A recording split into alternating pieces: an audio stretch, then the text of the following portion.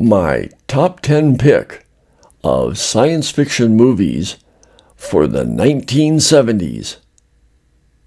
Let's do this.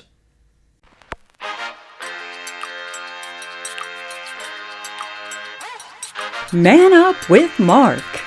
Mark talks about everything under the sun. You may agree with him, and again, you may not.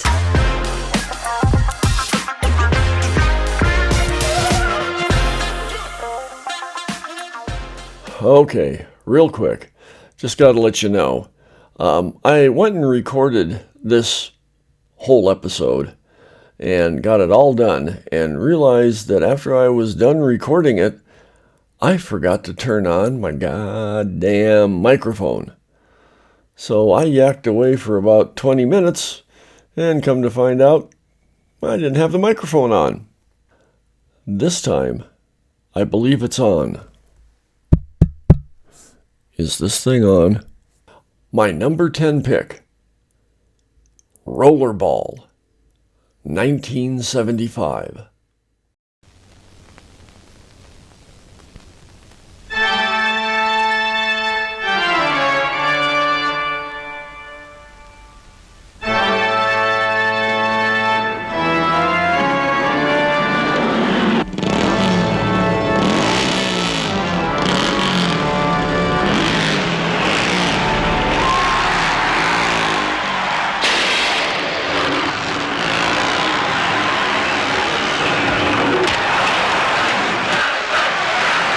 Jonathan E., that's the name.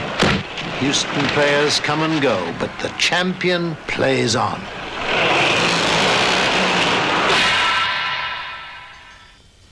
You know how the game serves us. It has a definite social purpose. Nations are bankrupt, gone, no poverty, no sickness. Man has accomplished what he'd always craved. Corporate society was an inevitable destiny, the good life, a centuries-old dream. No player is greater than the game itself. It's not a game a man is supposed to grow strong in, Jonathan.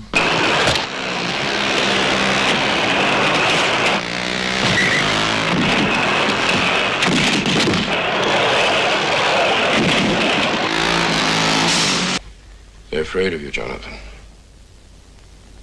All the way to the top they are. The game was created to demonstrate the futility of individual effort.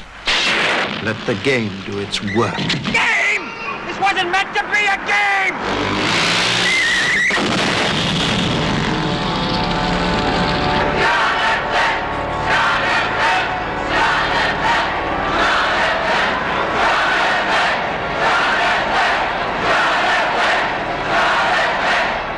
Good movie.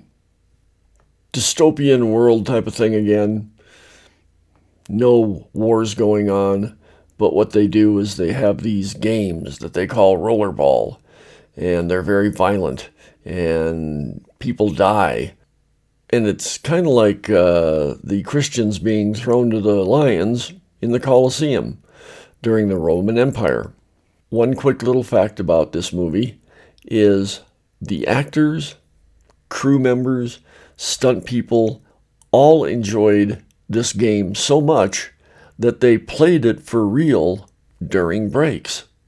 When they took a break from shooting or when they were done with the day, they would all break out the equipment and play the game.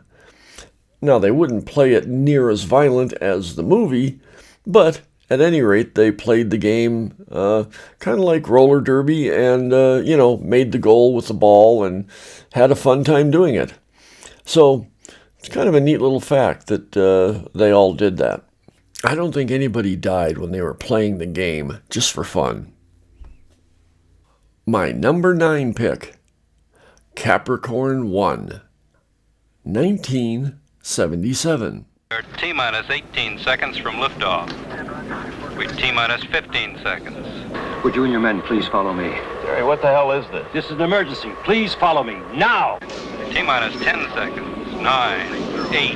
We have ignition.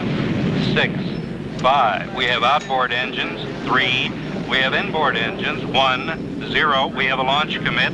We have a liftoff at 35 minutes after the hour. Every split second of this historic flight, every intimate detail, every heartbeat was monitored by Mission Control in Houston. This is Capricorn 1. We have landed. As millions all over the world watched and listened, the President of the United States spoke to the astronauts across the vastness of space. To the men of Capricorn 1, I bring you greetings from your fellow Americans. There's only one small catch. It never happened. It's all a lie, a fantastic $30 billion hoax. Something's wrong, and I don't know what it is.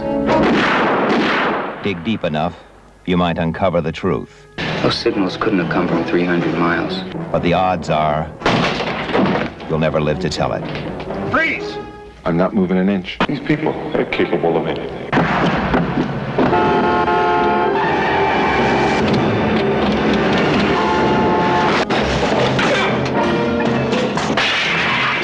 You sound so close. It's hard to believe you really are that far away in space. It's hard for me to believe it, too. Yeah, this film was kind of cool.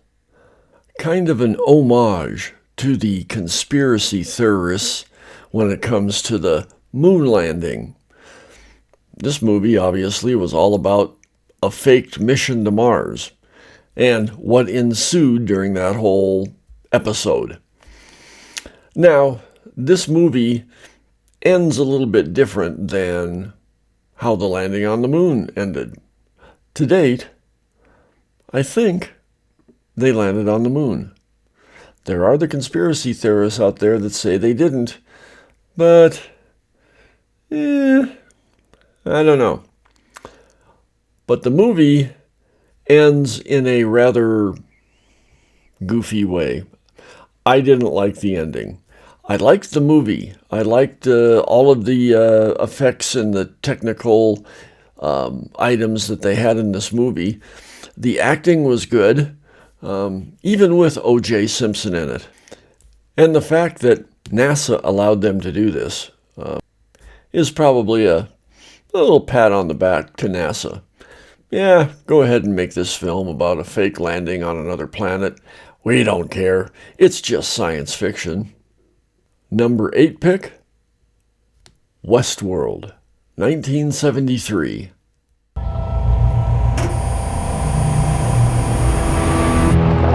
Westworld, the vacation of the future today. The robots look, act, talk, and even bleed just like humans do. The guns they give you are real guns? Real guns. That's incredible. May I have your name, please? John Blaine. Peter Martin. Thank you. Was she, probably. Supposedly you really can't tell, except by looking at the hand. There's no way to get hurt here. Just enjoy yourself. Activate now.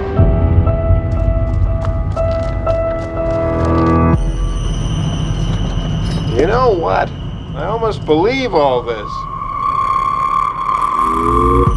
Why shouldn't you believe it? It's as real as anything else. Look out! Let me handle this.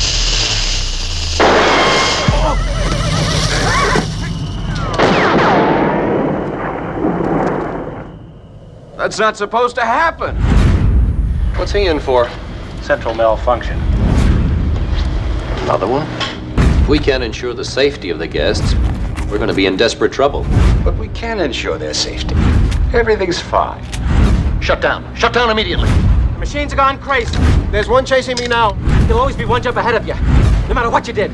You haven't got a chance.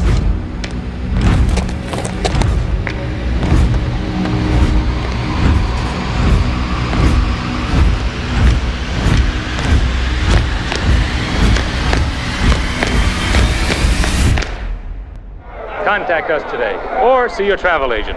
Boy, have we got a vacation for you. Vacation for you, for you, for you,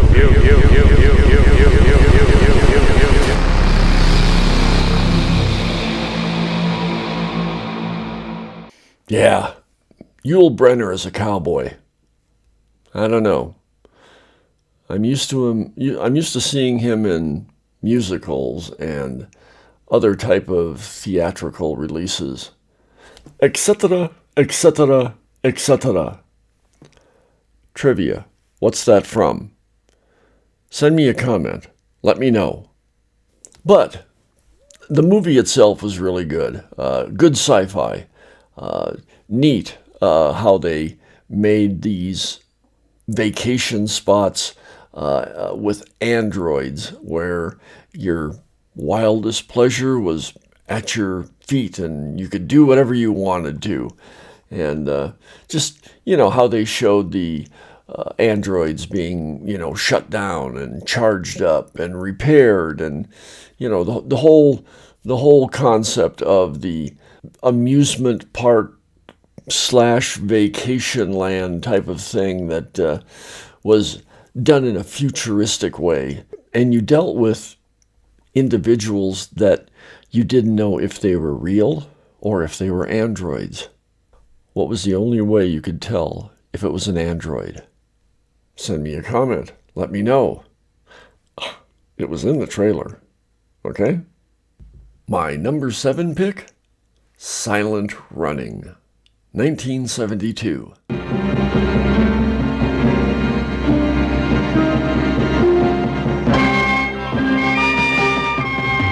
A space convoy on a strange voyage, carrying a rare cargo. The forests, the plants, the growing things doomed to extinction on Earth. We have just received orders to abandon and nuclear destruct all the forests and return our ships to commercial service. We're going home! We can't blow up this forest. Valley Forge, what the hell's wrong? You're moving out, you're accelerating. I've got a premature detonation on dome number 2, and I've got an explosion in the main cargo deck. Now, please advise me immediately. Give me Barker. I can't find Barker. I can't find Wolf or Keenan either. I'm afraid, Neil, that they might have been in dome number 2. Dome number 1. Meet the almost human drones, amazing companions on a journey beyond the stars. The man has a full house, and he knew it. Now, how about that?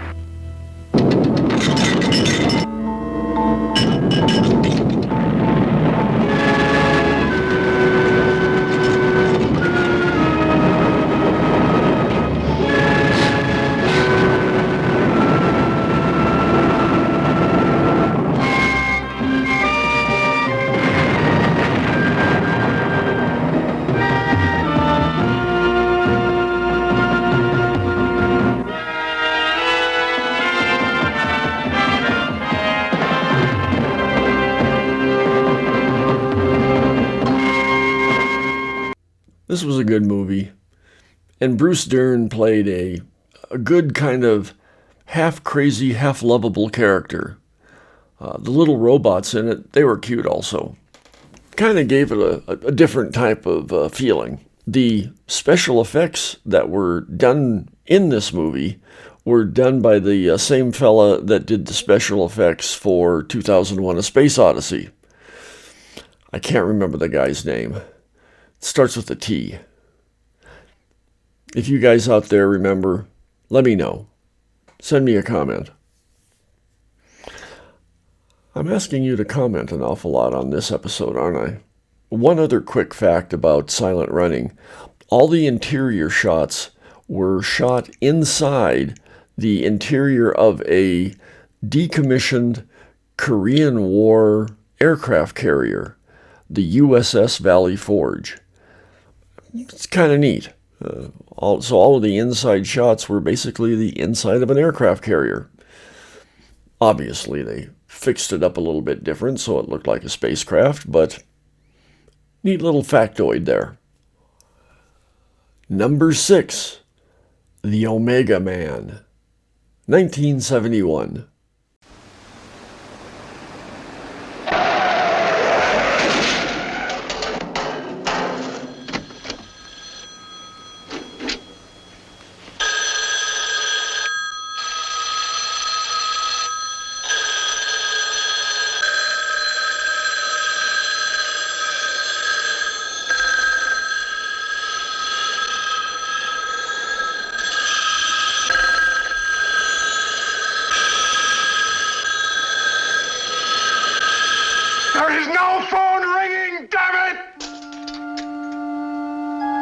last man on Earth lives in a fortress.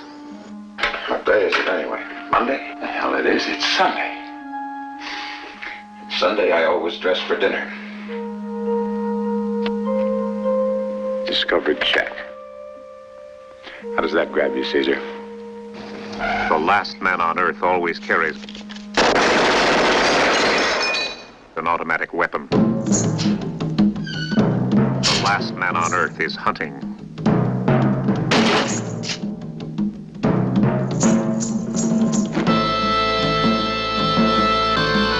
Because the last man on Earth is not alone.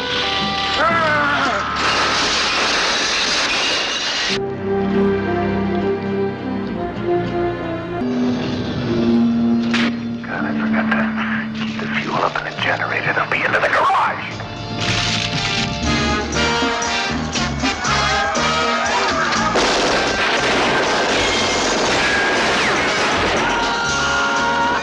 Is this not the place where all the dead were burned? Get the switches! Monster! Find the switches! Get those lights off! He's gone!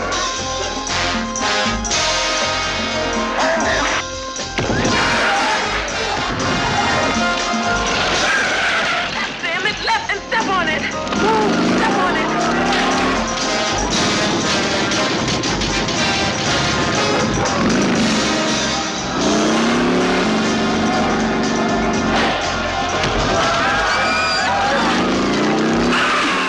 Okay, I said I was not going to pick sequels or remakes when it came to my science fiction picks.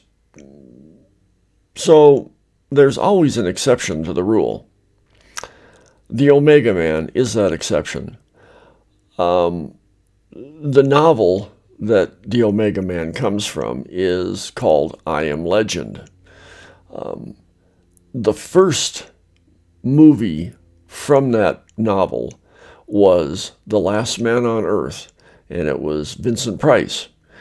And it was I believe it was in the 60s that was done. I didn't choose that movie as one of my favorites, mainly because there were zombie vampires in it. Zombie vampires don't fall into the science fiction realm to me. They fall into the horror monster realm, not sci-fi. So I didn't pick that as a top 10 favorite in the 60s.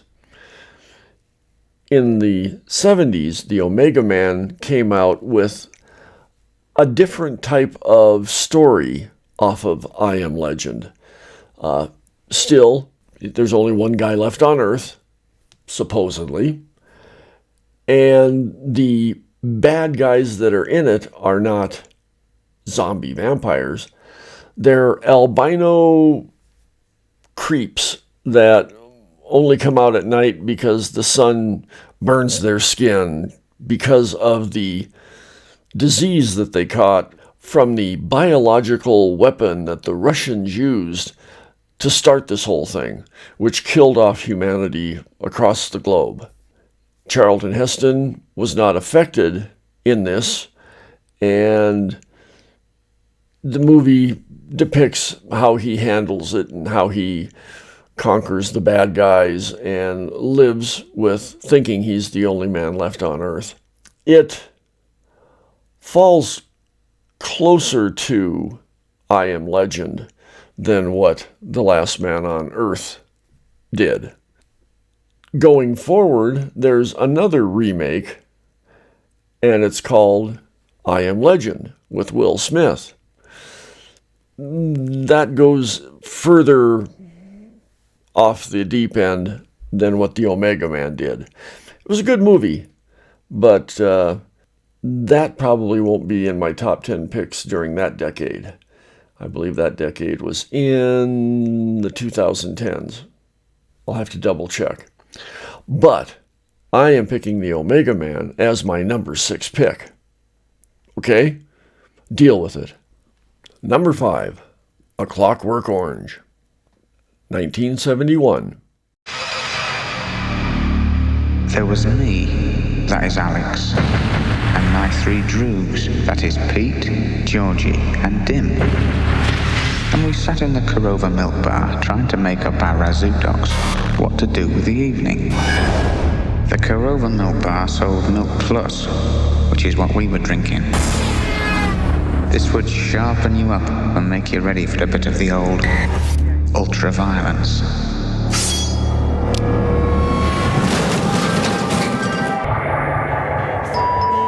Who on earth could that be? Now it was lovely music that came to my aid, a bit of the old Ludwig van. Pretty well, little brother. Pretty well.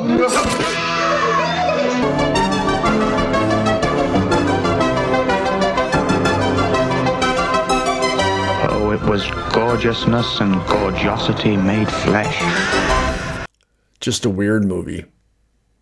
I was a teenager in 1971. I got into the theater to see this movie. It was about a dystopian society with teenagers running amok. Crazy, weird scenes, silly, odd effects. It was just an odd, different movie that just kind of made me chuckle. Yeah, technically, it's science fiction, but it was weird science fiction.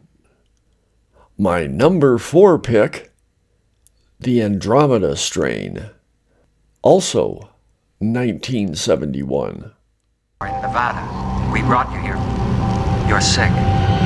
In a true biological crisis, which our exploration of space could bring about, the present lunar receiving laboratory might prove inadequate. I therefore urge the establishment of a facility to deal specifically with an extraterrestrial form of life. Seems to me, General, Dr. Stone put one over on you. In fact, he made us all think his wildfire lab could handle any contamination from outer space. Isolate and identify. Good God. It's no accident. I suspect they were looking for the ultimate biological weapon. You can change everything.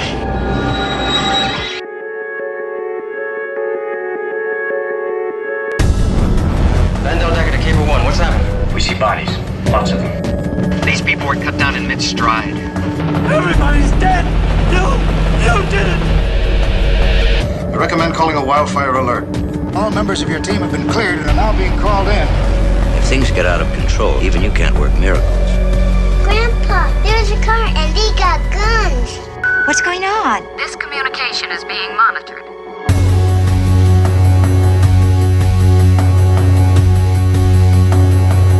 Never believed this could really happen. You knew, Stone. You knew it!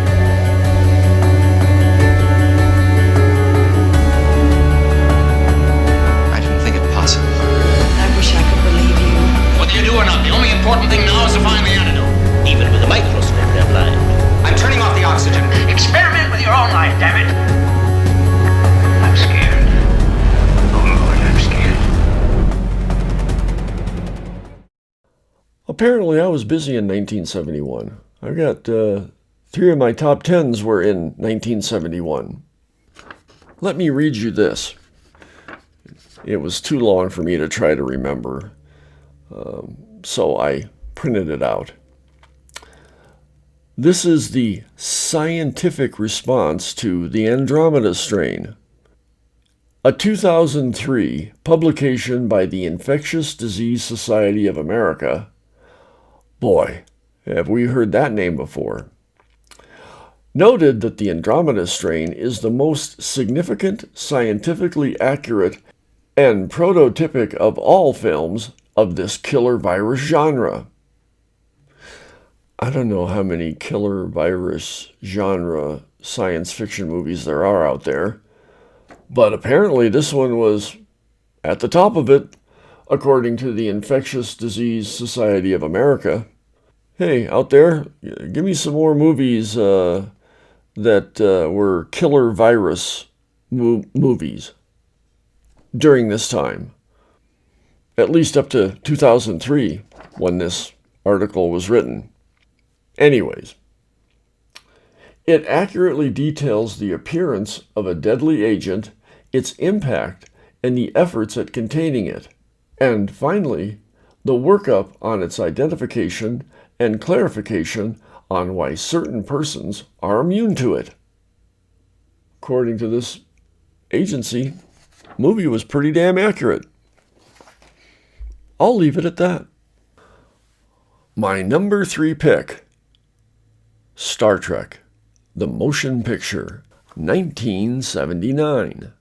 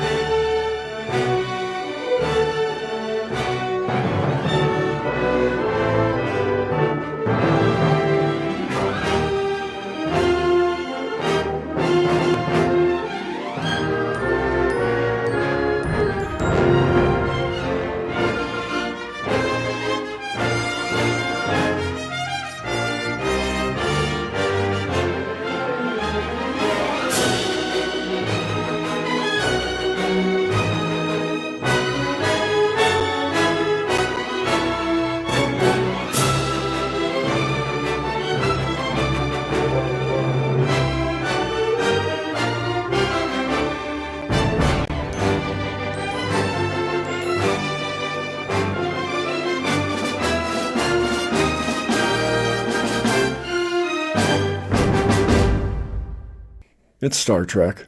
Come on. It's Kirk. It's Spock. It's McCoy, Chekhov, Sulu. What was the chick's name?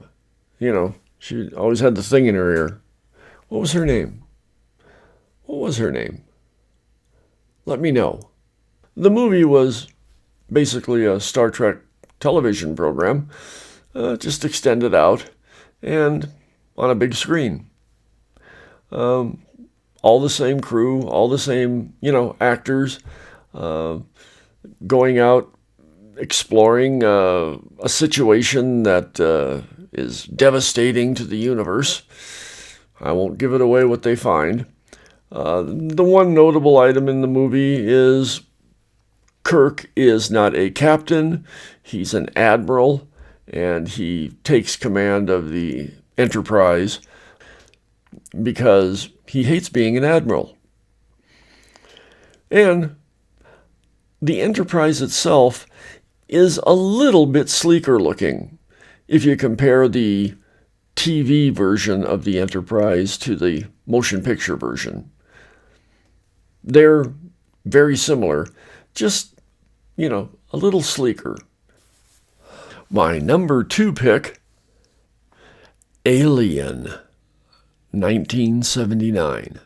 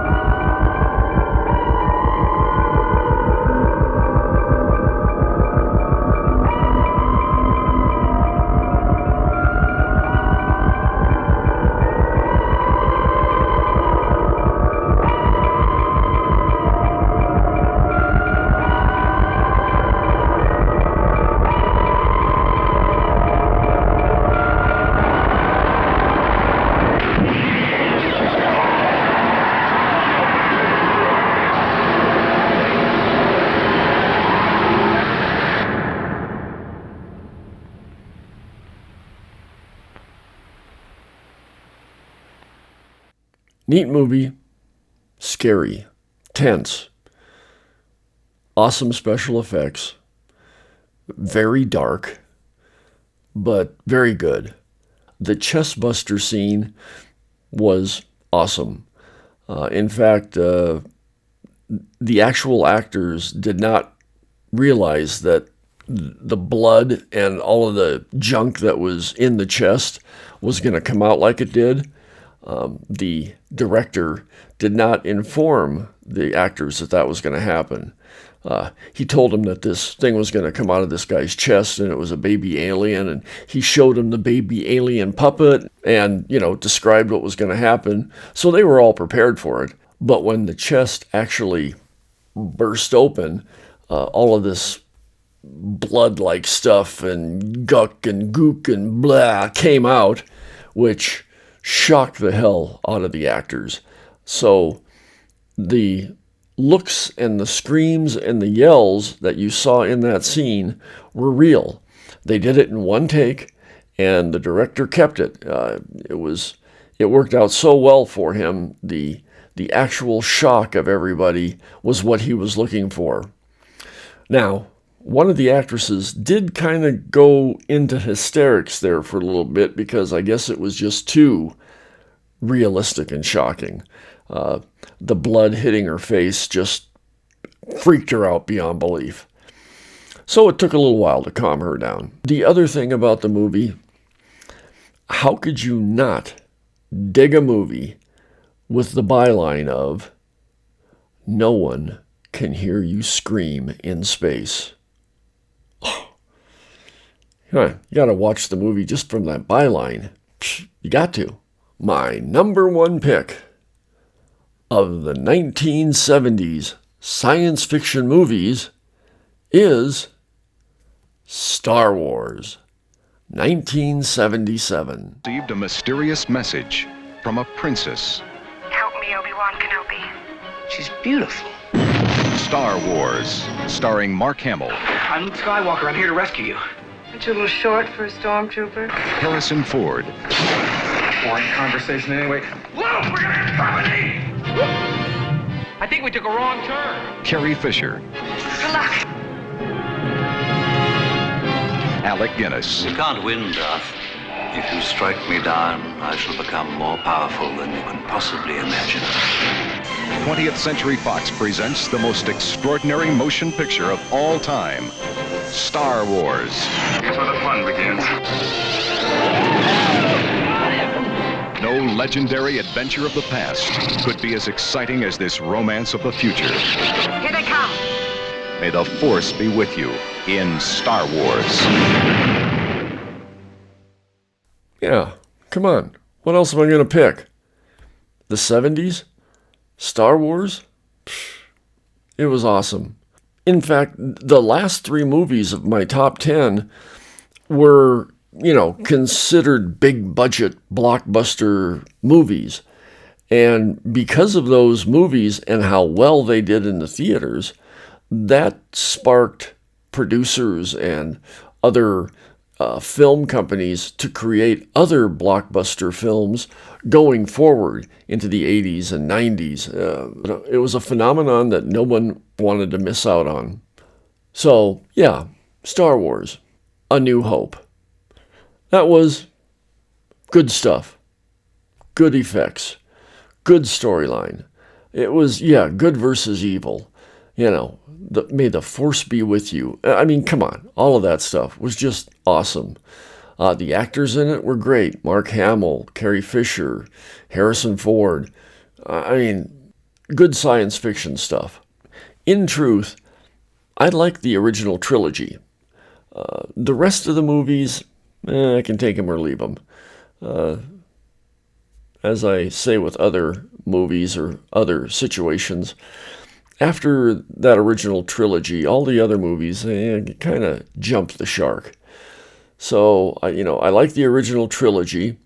I like the original Star Wars, A New Hope, which is actually episode 4, because the other 3 beginning episodes didn't have the the spark that Lucas thought was needed in order to get the audience's attention, to bring people to the theater. He thought that the episode 4 was the, moneymaker. Get that out first, and then all the other episodes could follow. And episodes 1, 2, 3 could follow later. In fact, I think they had the prequel portion of the Star Wars saga after that original trilogy was done. I believe I'm correct in that. Let me know. Throw me a comment. Also, before I forget, if you would please like, subscribe, and ring that bell, I would really appreciate it. Also, if you're just listening to audio podcasts, send me an email at mark@manupwithmark.com. Okay? So, those were my picks for the 1970s. Tomorrow, the 1980s. So, see ya.